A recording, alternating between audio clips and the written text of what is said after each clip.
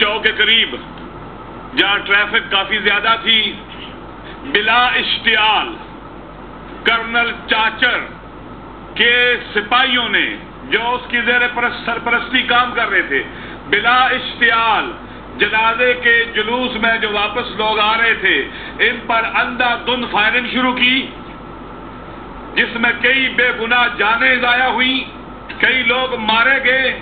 اللہ اکبر کہہ کے یہ حملہ کر رہے تھے، ظالمانہ طریقے سے قتل کر رہے تھے، سینے پر پاؤں رکھ کے گولیاں مار رہے تھے۔ ایسے تھا جیسے یہ کشمیر فتح کر رہے ہوں۔ یہ انتہائی افسوس کا مقام ہے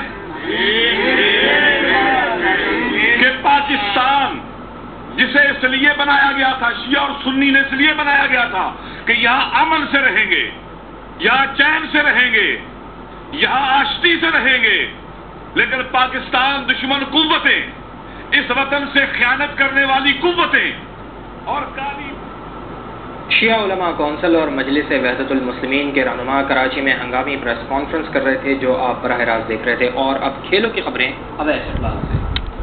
Sports news is brought بہت قریب ہے۔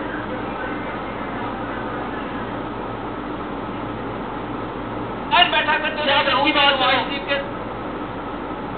اجازت چاہیے۔